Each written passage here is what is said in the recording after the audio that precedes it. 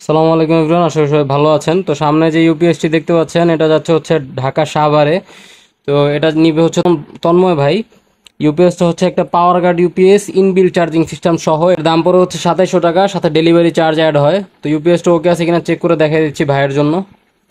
তো প্রথমে তো হচ্ছে ব্যাটারি কানেকশন করা লাগে। আমি ব্যাটারি কানেকশন গুলো করে রাখছি। ব্যাটারি কানেকশন ছাড়া কোনো ইউপিএস অন হয় না।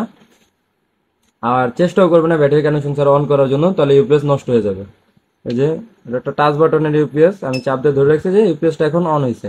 এখন এটা ব্যাটারি থেকে ব্যাকআপ নিতেছে। আমি লোড লাইটটা জ্বালাই।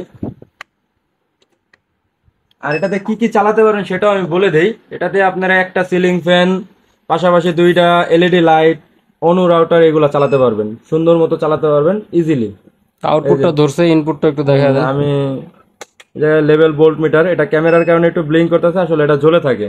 দেখেন, এই যে। তারপর এই পাশে আছে, আমি কুলিং ফ্যানটা ব্যবহার করছি। এই যে দেখেন, কুলিং ফ্যানটা দেখাই দিই।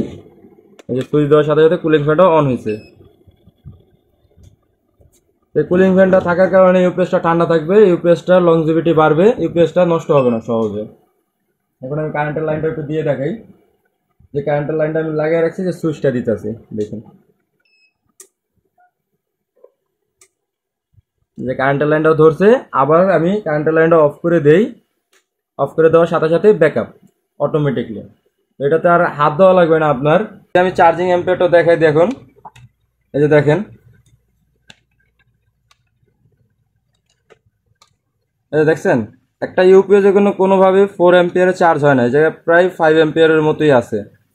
দেখেন, তো 5 অ্যাম্পিয়ার আমাদের ব্যাটারি তো চার্জ আছে মোটামুটি ভালো পরিমাণে, এই কারণে 5 অ্যাম্পিয়ারে চার্জ করতে আছে। যদি চার্জ একটু কম থাকতো সেক্ষেত্রে এই জায়গায় 6 অ্যাম্পিয়ার 7 অ্যাম্পিয়ার চার্জ করতো। আর 6 অ্যাম্পিয়ার 7 অ্যাম্পিয়ার চার্জ করলে একটা 100 অ্যাম্পিয়ার বা 120 অ্যাম্পিয়ারের পানি ব্যাটারি পর্যন্ত চার্জ করতেও সক্ষম।